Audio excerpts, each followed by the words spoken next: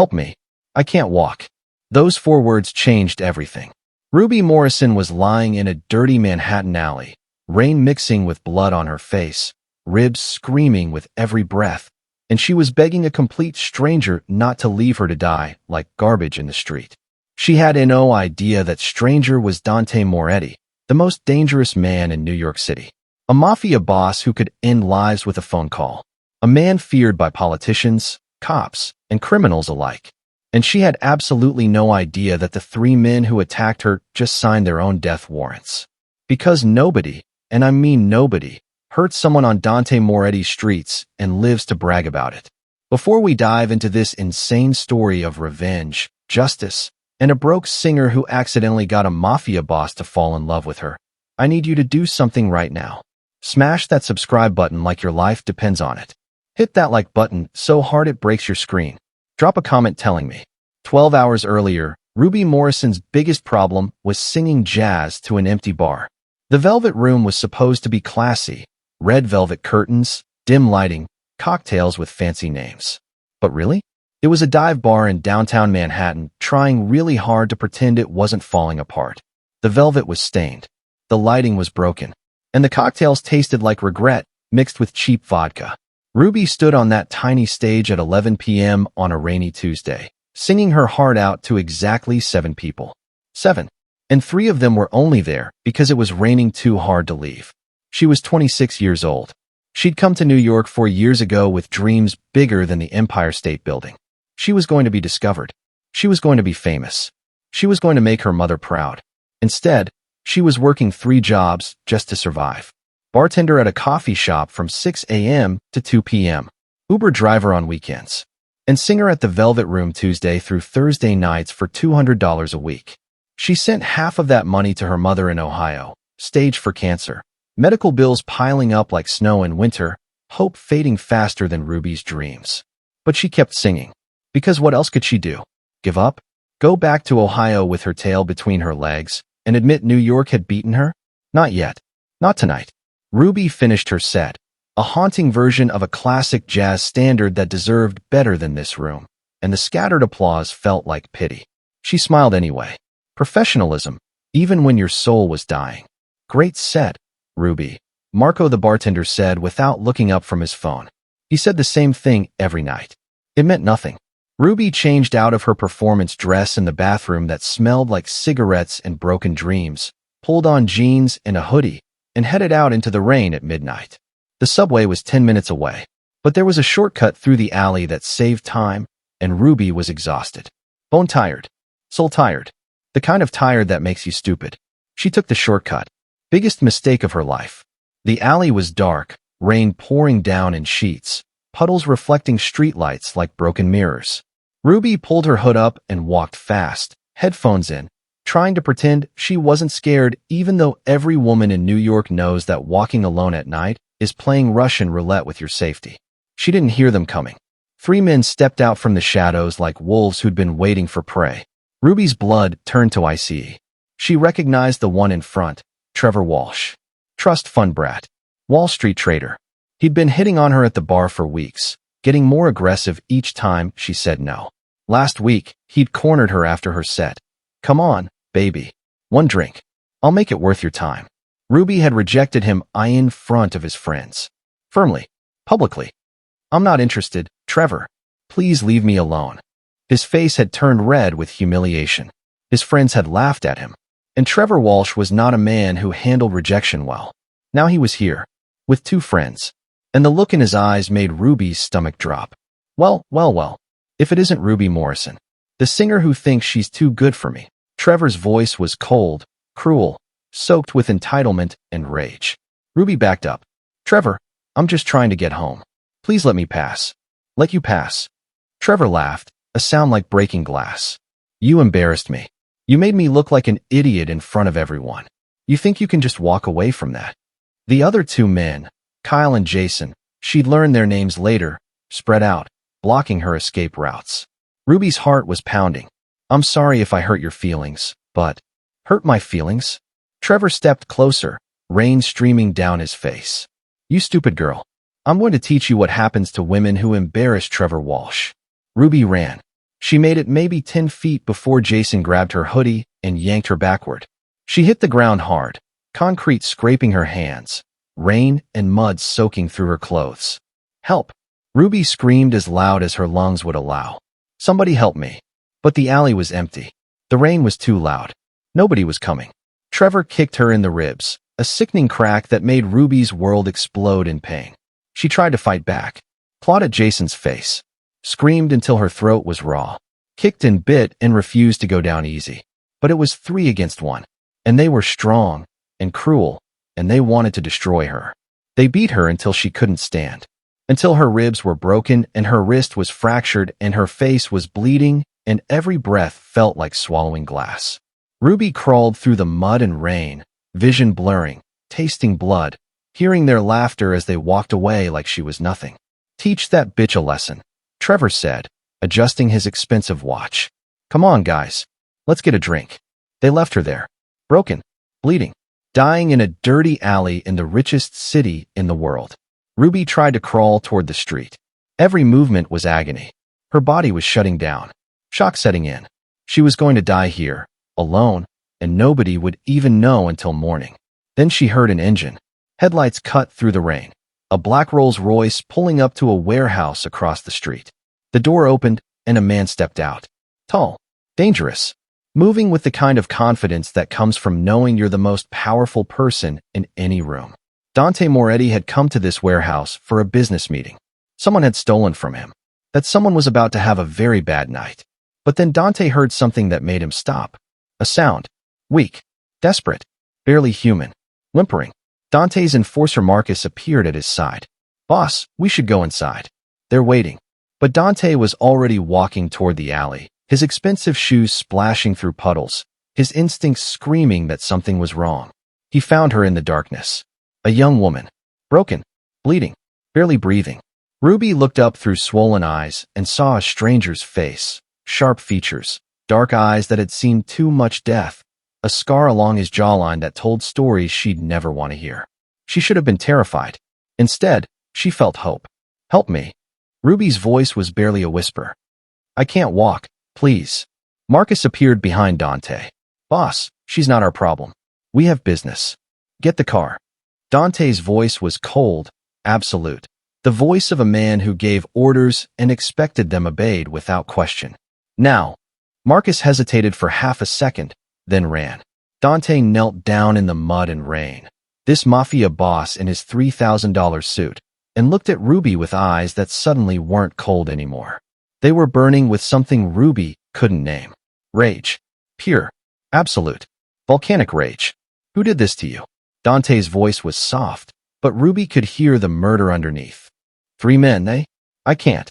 Ruby's words dissolved into sobs. "Shoo. I've got you. You're safe now." Dante slid his arms under Ruby's broken body, lifting her as gently as if she were made of glass. "Nobody's going to hurt you again. I promise." Ruby passed out before the Rolls-Royce door closed. And Dante Moretti, the man who'd killed dozens without losing sleep, who ruled New York's underworld with an iron fist, who feared nothing, made a promise to the unconscious woman in his arms. Whoever did this would suffer. Not a quick death. Not a bullet to the head. They would beg for mercy that would never come. They would regret every choice that led them to this moment. They would learn what happens when you hurt someone on Dante Moretti streets. And they would learn it slowly.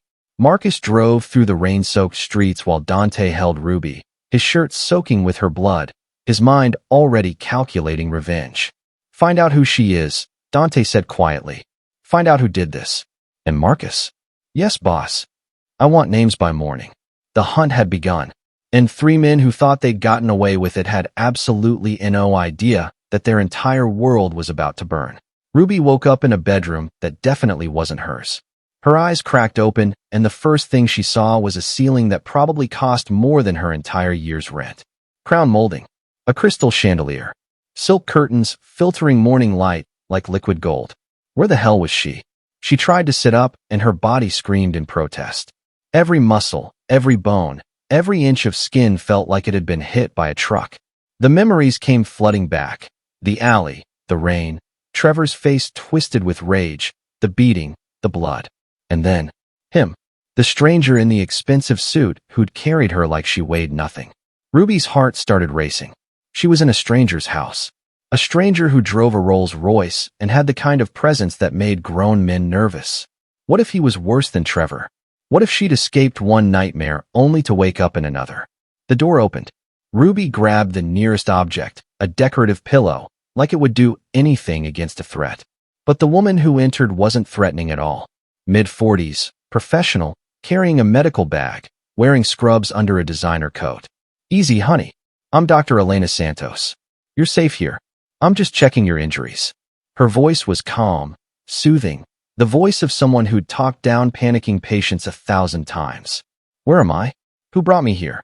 I need to go. Ruby tried to stand and immediately collapsed back onto the bed, ribs screaming.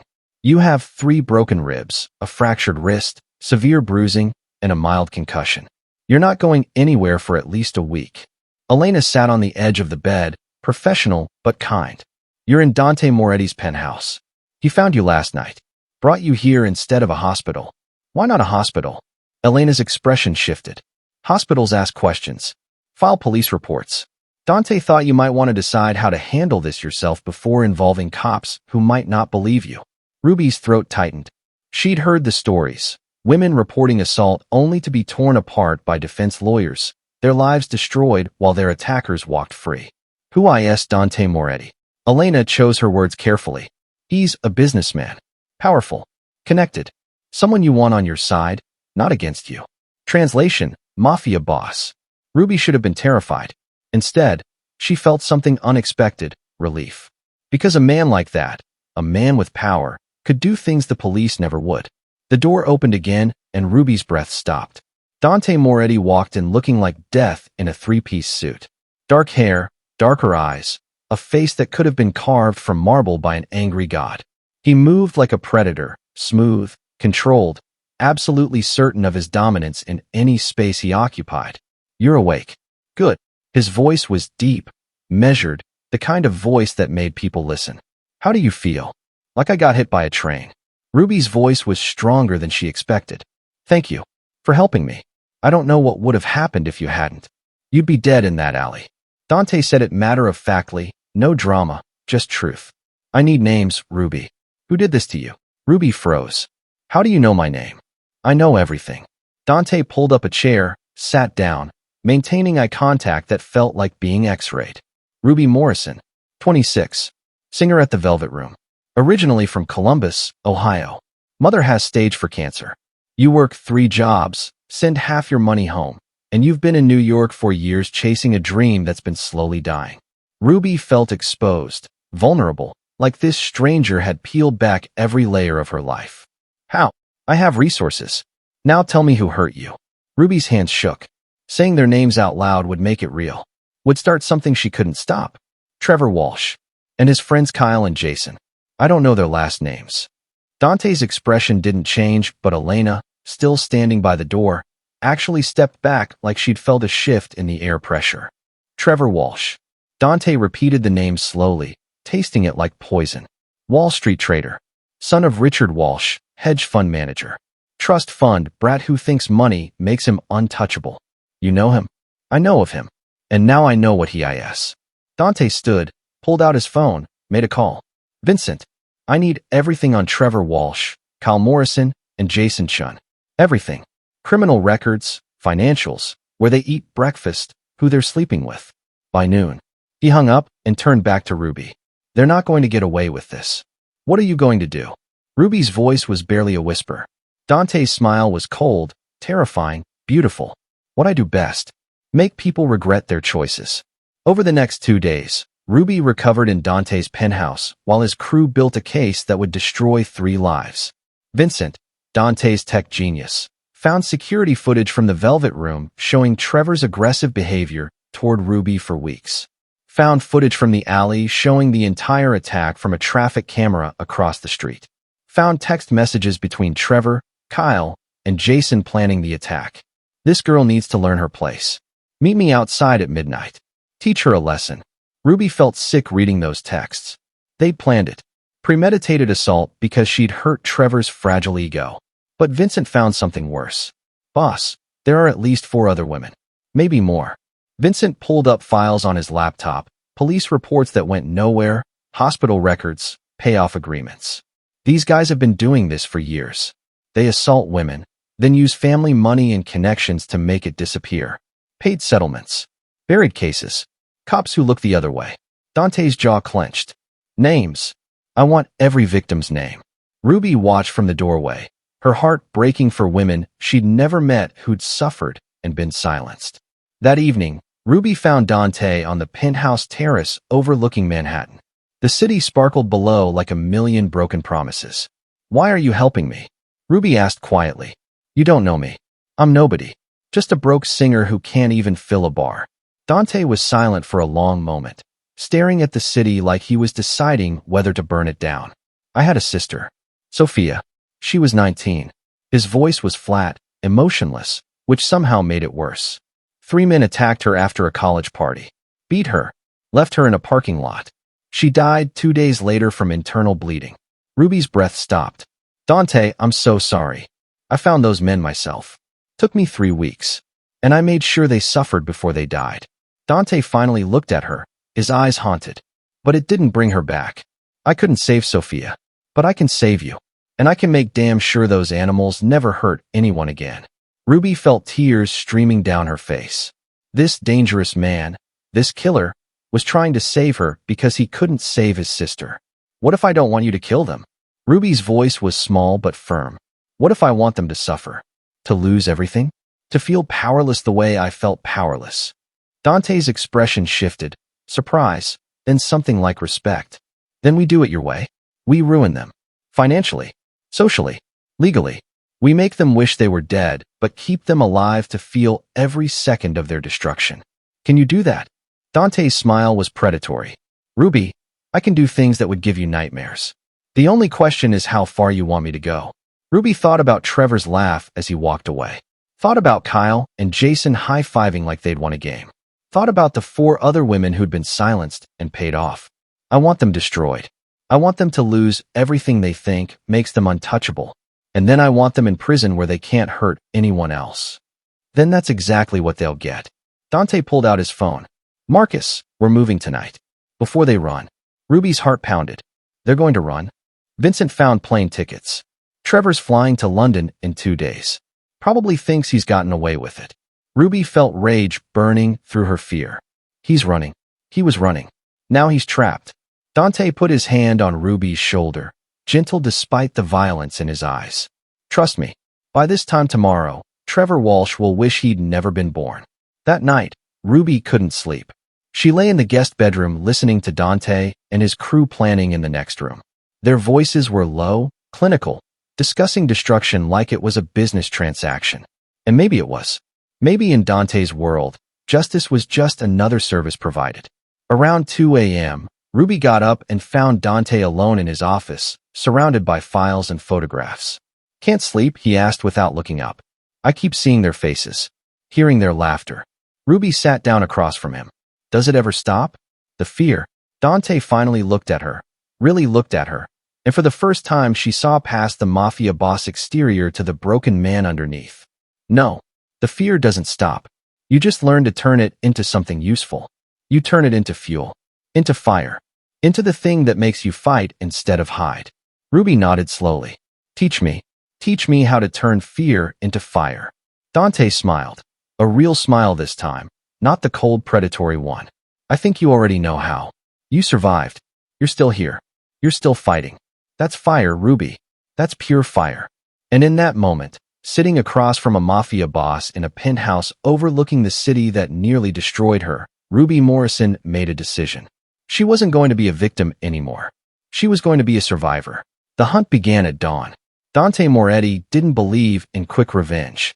Quick was boring. Quick was merciful. And the 3 men who'd left Ruby bleeding in an alley didn't deserve mercy. They deserved annihilation. We start with Jason Chun, Dante said, spreading files across his conference table like a general planning war. Marcus, Vincent, and 3 other crew members stood ready. Real estate developer. Luxury condos in Brooklyn. Married. 2 kids. Looks perfect on paper. Vincent pulled up documents on his laptop. Except he's laundering money through shell companies. Tax evasion. Fraud. Bribing city officials for building permits. I've got everything. Send it all to the FBI. Anonymously. Today. Dante's voice was ice. I want federal agents kicking down his door before lunch. Ruby watched from the doorway, her heart pounding. This was really happening. Dante wasn't just talking, he was executing. At 10:47 a.m., Jason Chen was in a business meeting when federal agents stormed his office in downtown Manhattan. Guns drawn, badges flashing. His colleagues watched in horror as Jason was handcuffed and dragged out past clients, past his assistant, past the floor-to-ceiling windows overlooking the city he thought he owned.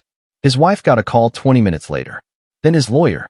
Then the media, because Vincent had made sure every news outlet in New York got the story, complete with details about Jason's alleged involvement in a violent assault case currently under investigation. By noon, Jason Chen's perfect life was burning. His wife filed for divorce by 2 p.m. His assets were frozen by 3 p.m. His face was on every news website by 4 p.m. with the word predator in the headlines. But Dante wasn't done. That night, Jason sat in a holding cell, still in his expensive suit, still thinking his lawyer could fix this.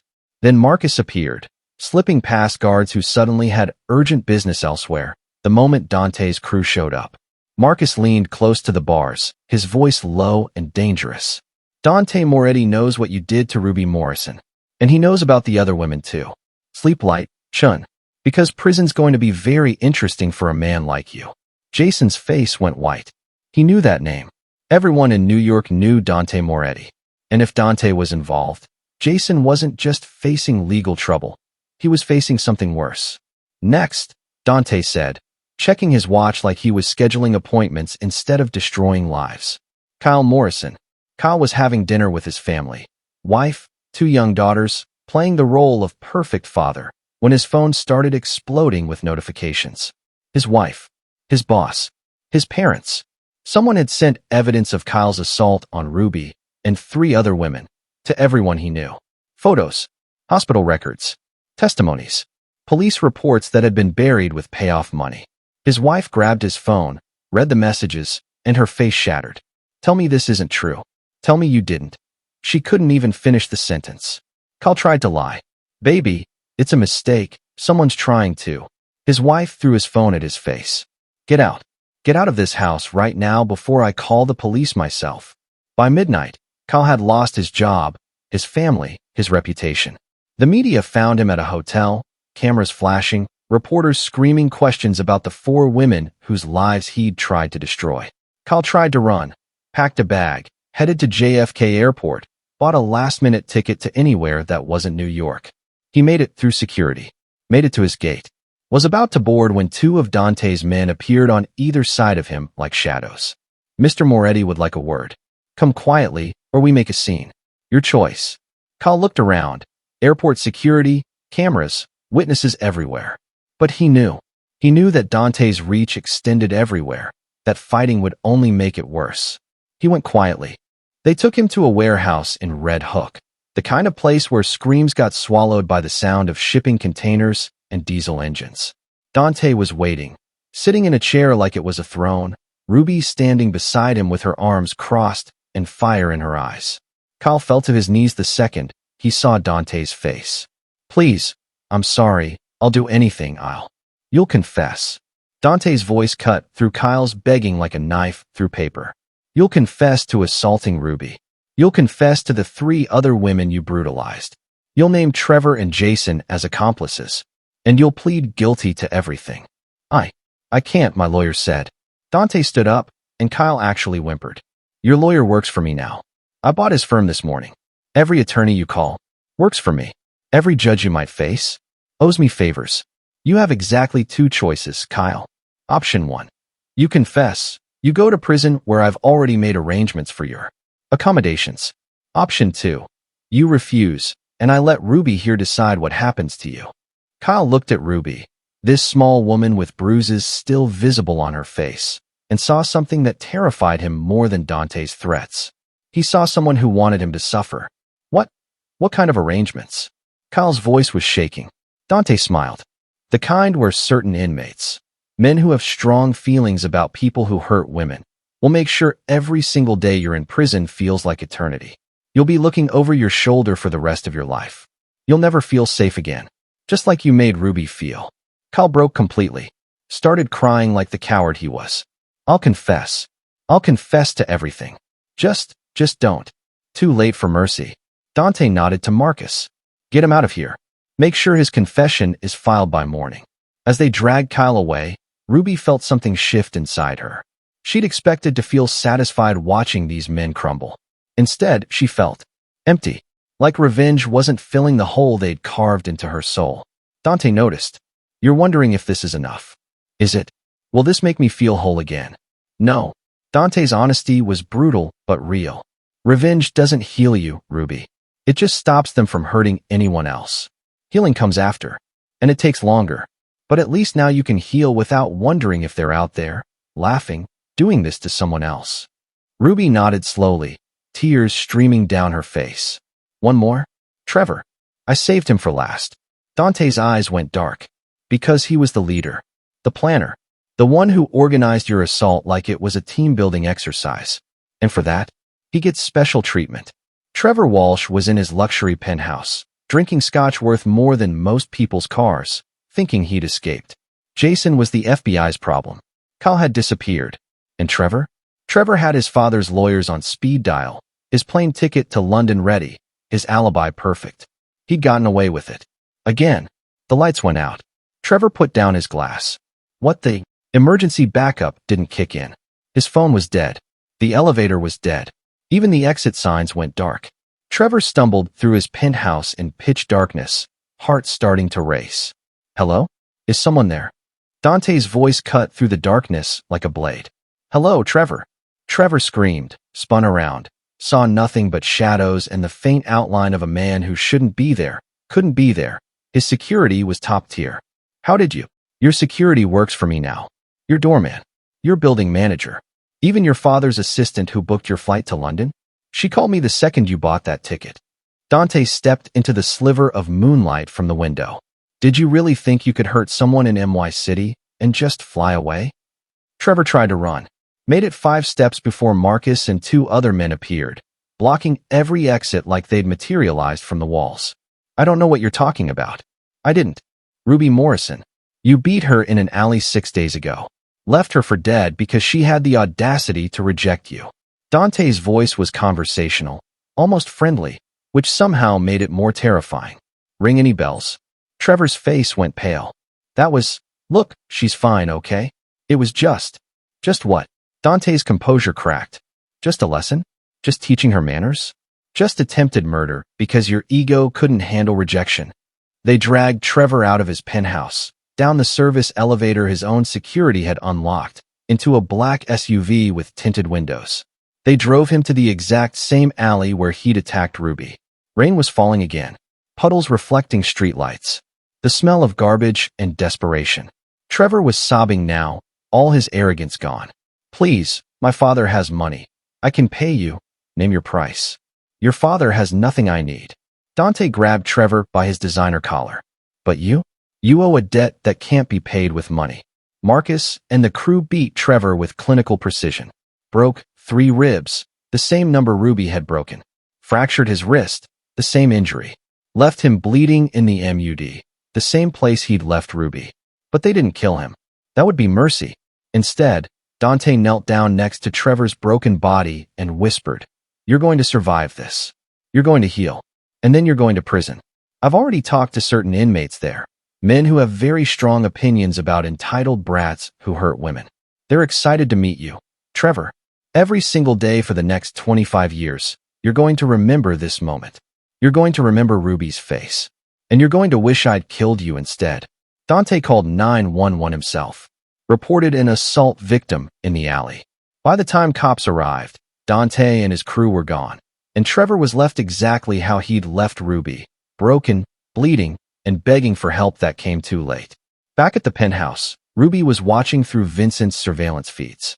She saw everything, and when it was over, she felt something she hadn't felt in days. Relief. Not happiness. Not satisfaction. Just relief. Like a weight had been lifted. When Dante returned, Ruby was waiting. She didn't say anything, just walked up to him and hugged him. This dangerous man who'd become her protector, her avenger, her unlikely hero. Dante stiffened.